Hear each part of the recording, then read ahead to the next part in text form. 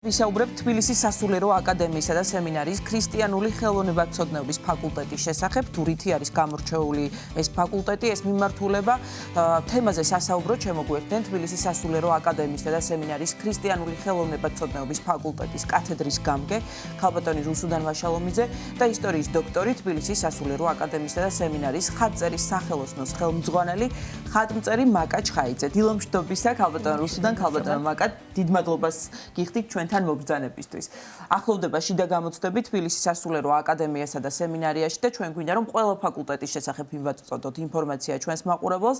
დღეს ვსაუბრობთ ქრისტიანული ხელოვნებათმცოდნეობის ფაკულტეტის შესახებ. ჩვენ ვიცით რომ ეს მიმართულება არის სხვა სასწავლებლებშიც, არაერთში, სხვა უმაღლეს სასწავლებლებში, კონკრეტულად თბილისის სასულიერო აკადემიისა და სემინარიის ქრისტიანული ხელოვნებათმცოდნეობის ფაკულტეტის დანიშნულება რა არის, რას თავაზობს ის დაინტერესებულ ადამიანებს და რითი არის გამორჩეული.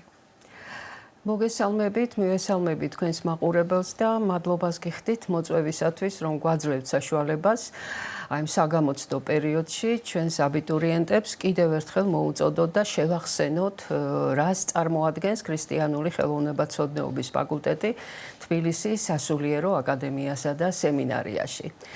უკვე გარკვეული ტრადიციები შეიქმნა ჩვენ სასწავლებლის აი ამ მიმართულებაში, ამ სასწავლო პროგრამაში, ვინაიდან დაარსებულია მისი უწმინდესობის მიერ, ილია მეორის მიერ, უკვე 35 წელია, რაც არსებობს ეს ფაკულტეტი და შესაბამისად არც გასაკვირი არ უნდა იყოს, რომ გარკვეული ტრადიციები ჩამოყალიბდა, ვინაიდან საფუძველი ამ ტრადიციებს დაედო უკვე პირველივე წლიდან, ჩამოყალიბების პირველივე წლიდან და განმასხვავებელი სხვა სახელოვნებო სასწავლებლებიდან გახლავთ სწორედ ეს მთავარი პრინციპი, რომელიც პროგრამის ნებისმიერი ცვლილების მიუხედავად ყოველთვის არის უცვლელი და ყოველთვის არის სტაბილურად მყარი და მასზეა დამყარებული სახელოვნებათმცოდნეო პროგრამა. ეს გახლავთ პრინციპი, რომ სახელოვნებო საგნები ისწავლებოდეს საღვთისმეტყველო საგნების საფუძველზე.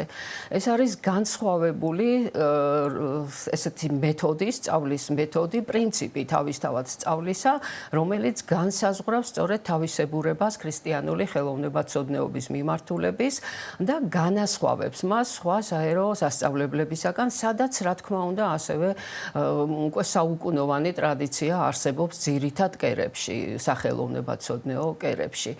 და აი ამ კერებს შორის, ამ სახელოვნებო სკოლებს შორის შეიძლება უკვე თამამად ითქვას ამ წლების მანძილზე, რომ სასულიერო აკადემია სემინარიაში ჩამოყალიბებული ეს მიმართულება გარკვეულწილად უკვე სკოლათაც ჩამოყალიბდა, ვინაიდან ეს პრინციპი, რომ შუა საუკუნეების ხელოვნება შეასწავლოს ღვთისმეტყველების ღრმა ცოდნის საფუძველზე, უცვლელია და საკმაოდ კარგ შედეგსაც გვაძლევს.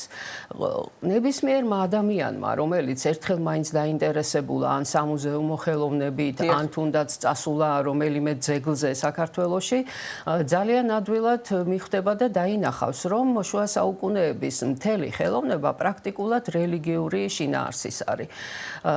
და შესაბამისად საეკლესიო ხელოვნება არის ქართული ხელოვნების ისტორიის, შუა საუკუნეების ქართული ხელოვნების ისტორიის ძირითადი თემა.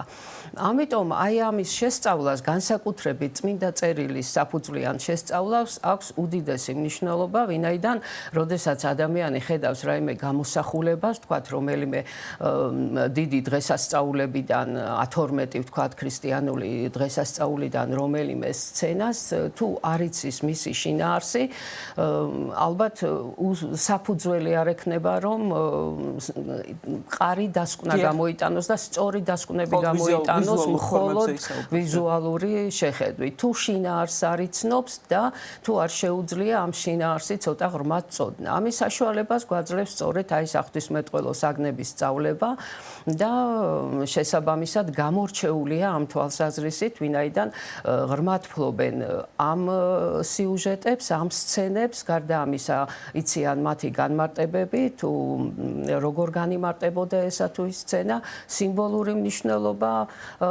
მთელი რიგი, თქვათ, იგივე ფერთა სიმბოლიკა, რიცხვთა სიმბოლიკა, სცენაში გამოსახულ ნებისმიერი რაღაცა ქრისტიანული ესეთი ფიგურათა შორის ურთიერთკავშირის გამოსახულ, სახისმეტყველებითი დახასიათებაც ხდება ჩვენთან აი ამ თეოლოგიური ცოდნის საფუძველზე. ესე იგი თქვენ განმარტეთ რომ პროგრამა განაპირობებს და პროგრამა განსაზღვრავს გამორჩეულობას ფაკულტეტის და ალბათ თქვენ პედაგოგები თავის როლს თამაშობენ და ზოგადად გარემო რაც არის შექმნილი თბილისის სასულიერო აკადემიასა და სემინარიაში. ეს ერთ-ერთი მნიშვნელოვანი ფაქტორია, იმიტომ რომ პროგრამა რამდენადაც კარგი არ უნდა იყოს, თუ არ გაქვს ხელშემწყობი პირობები და არ ყავს შესაბამისი კოლექტივი პედაგოგებისა, ნებისმიერი პროგრამა მხოლოდ ჰაერში დარჩება და ვერ განხორციელდება.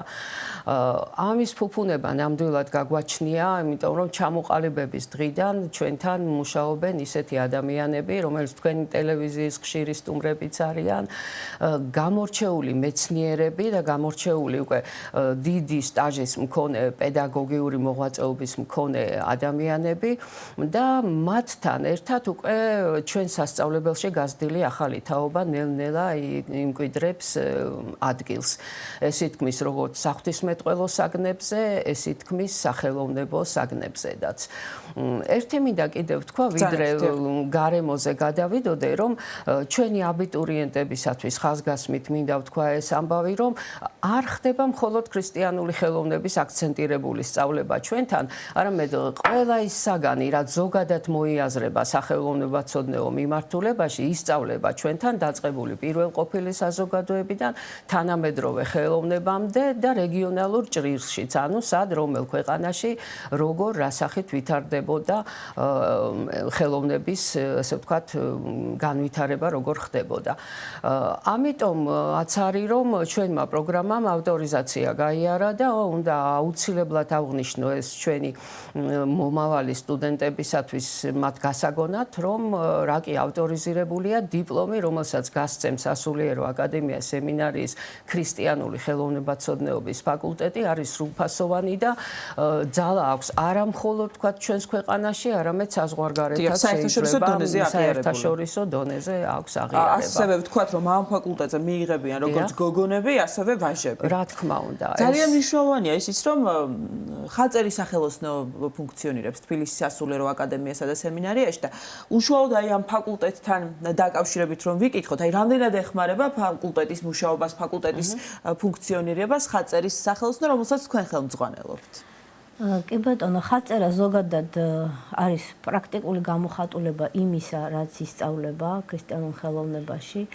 იმიტომ რომ ხალწერა ეს არის მთლიანად ეფუძნება ქრისტიანულ ღვთისმეტყველებას.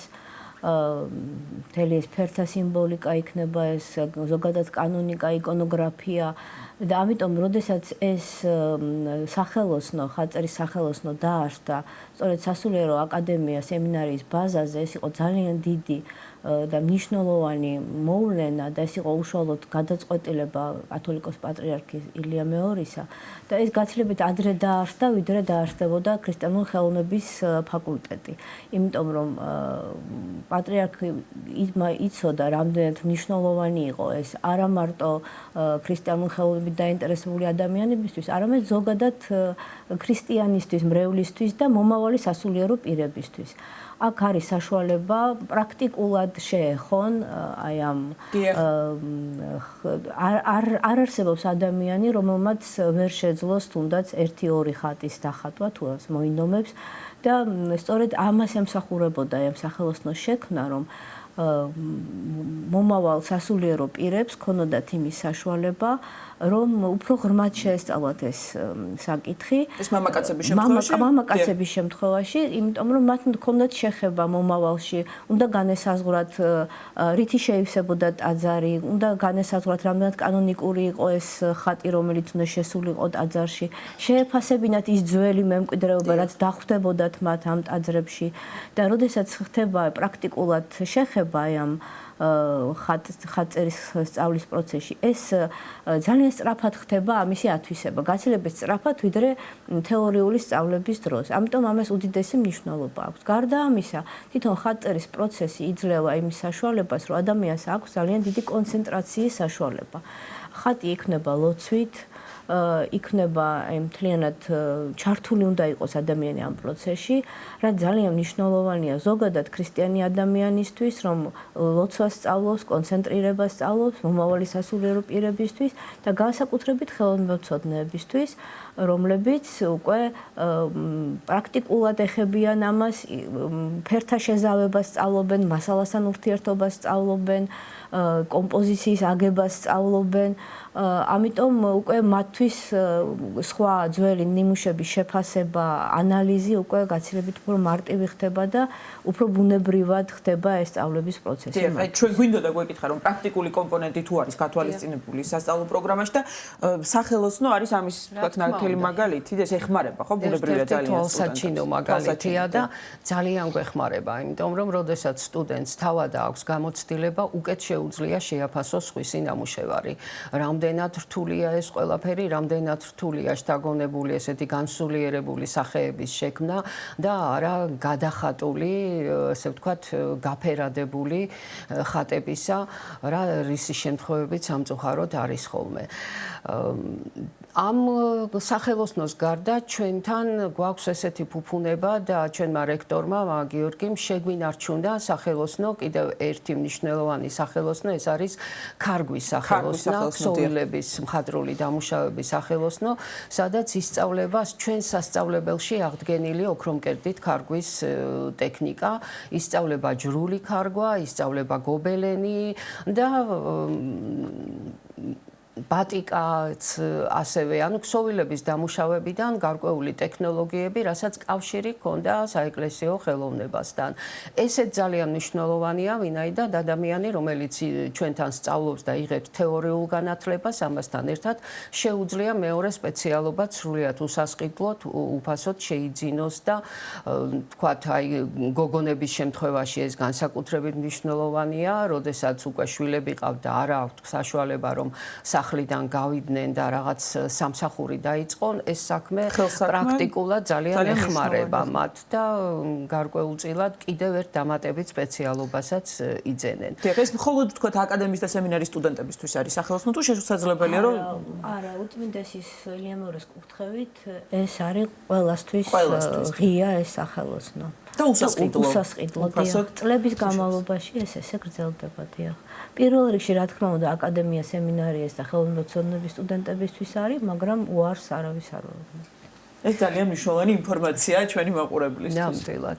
და კიდევ ერთს ვიტყოდი, რომ აი ეს სახელოსნოები თავისთავად ხელს უწყობს პრაქტიკულ მეცადინეობებთან ერთად, ხელს უწყობს ძალიან მეგობრული ურთიერთობის დამყარება სტუდენტებთან. ეს გარემო ისედაც არის სასწავლებელში შექმნილი და ჩვენი ლექტორი ყოველთვის მოგვიწოდებს, რომ დიახ, მოგვიწოდებს ყოველთვის, რომ ვიყოთ პატიოსნები, ვიმუშაოთ გულღიად, მეგობრული დამოკიდებულება გქონდეს ერთმანეთთანაც, სტუდენტებთანაც და აი ესეთი სახელოსნოები და გასვლები ძეგლზე, რაზეც ასევე ხელს გვიწყობს ჩვენი რექტორატი, რომ გავიდეთ ძეგლზე და იქ გქონდეს გასვლითი მეცადინეობა, რამოდენიმე საათი გრძელდება ეს მეცადინეობა, რამოდენიმე პედაგოგი მოყვება და ყველა თავისი მიმართულებით აძლევს ახსნა განმარტებას ძეგლის შესახებ. შემდეგ უკვე აქვთ საშუალება თვითონაც იმუშაონ სტუდენტებმა და ესეც ძალიან ბევრის მომცემია. და ქალბატონ რუსუდანი, ასევე ქალბატონ მაკა, ძალიან მნიშვნელოვანია აბიტურიენტისთვის იმის ცოდნა, ვთქვათ, აი შემდგომ სად დასაქმდება, დასაქმების კუთხით როგორი მაჩვენებელია და რას აი სად საქმდებიან ძირითადად თქვენი კურსდამთავრებულები და ბუნებრივია გაქვთ მათთან ალბათ კომუნიკაცია. აუცილებლად გვაქვს, ყველასთან ვერა, რა თქმა უნდა, მაგრამ უმეტესობასთან გვაქვს არ წყვეტენ კავშირს და ყოველთვის მადლიერები მოდიან და აღნიშნავენ ჩვენი სასწავლებლის განსაკუთრებულ როლს მათ ცხოვრებაში, ვინაიდან ეს არ არის მხოლოდ თქვათ განათლების მიმცემი ადგილი, არამედ ეს არის ადგილი, სადაც ქრისტიანული ღირებულებები მკვიდრდება და ხორციელდება კიდევაც. ამიტომ ამას დიდი მნიშვნელობა აქვს ძალიან. რაც შეეხება დასაქმებას, საშუალება აქვთ იმუშაონ აი ეს კულტურული მიმართულების ჩვენი კულტურული მემკვიდრეობით დასაქმებულ ნებისმიერ ორგანიზაციაში. იქნება ეს მუზეუმი, სამხატვრო გალერეა, ნებისმიერი სფერო, საგანმანათლებლო სფერო და ძალიან დიდი ნაწილი ჩვენი ყოფილი სტუდენტებისა პედაგოგებად მუშაობენ სკოლაში და მინდა გითხრათ, რომ დიდი წარმატებები აქვთ. კარგი ურთიერთობა აქვთ ბავშვებთან, მოზარდებთან და ყველა აღნიშნავს მათ აი ამ ხრივ მოღვაწეობას, ვინაიდან გარდა საკუთრივ ხელოვნებისა, ისინი სწორედ აი ამ ქრისტიანულ ღირებულებებსაც ნერგავენ ამ ახალ თაობაში. ქალბატონო მაკა, თქვენ ხომ არ დაამატებდით დასაქმების კუთხით, თქვათ ისიც რა ხაწერას აქვს იმის ფუფუნება, რომ თვით დასაქმებული ხდება ადამიანი და მე ხა რაც მაქვს სტაჟი 2000 წლიდან მუშაობ სასულიერო აკადემიაში, არაერთი სტუდენტი გაიარა ჩემ ხელში და მათ შორის დღეს არიან წამყვანი წარმატებული ხატმწერები, რომლებიც დამოუკიდებლად აგრძელებენ მუშაობას და ზოგიერთი მათგანი სრულიად შემთხვევით დაადგა ამ გზას. აი რო არა ეს შეხება, რის საშუალებაც მათ მიეცათ აკადემია სემინარის სტუდენტობის პერიოდში, როდესაც მათ მიეცათ საშუალება, რომ აი ეცადათ თავი აი ამ სფეროში და შემდეგ აღმოაჩინეს, რომ ეს მათი ცხოვრების საქმე გახდა,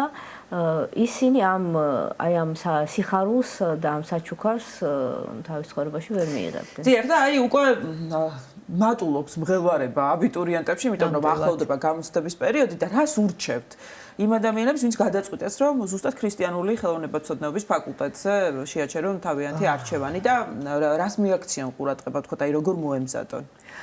ჩვენთან მისაღები გამოცდები ტარდება ადგილობრივ სექტემბერში, თუმცა მანამდე აუცილებელია ეროვნულ გამოცდებზე ქართული ენის ჩაბარება.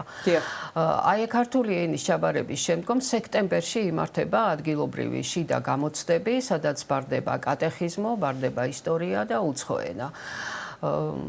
ძალიან დიდი იმედი მაქვს, რომ დაინტერესება იქნება არა მხოლოდ ჩვენი ფაკულტეტით, თუმცა რა თქმა უნდა პირველ რიგში სახელოვნებო მიმართულება მაინტერესებს და იმედი მაქვს, რომ ის ახალგაზრდები, რომლებიც ზოგადად ხელოვნებით არიან დაინტერესებული, ხელოვნების ისტორიით, განსაკუთრებით თავიანთი ქვეყნის კულტურის ისტორიით, აქვთ რაღაც გარკვეული კითხვები ქრისტიანულ ხელოვნებასთან მიმართებაში, მოგვაკითხავენ და ამ კითხვებზე პასუხს მიიღებენ ნამდვილად. წარმატებები ვუსურვოთ მათ. მადლობა თქვენ ჩვენთან მობრძანებისთვის. თბილისის სასულიერო აკადემიისა და სემინარის ქრისტიანული ხელოვნებათმცოდნეობის ფაკულტეტის კათედრის გამგე რუსუდან ვაშალომიძე და ისტორიის დოქტორი თბილისის სასულიერო აკადემიისა და სემინარის ხატწერის სახელოსნოს ხელმძღვანელი ხატმწერი მაკა ჩხაიძე იყვნენ ჩვენი გადაცემის სტუმრები.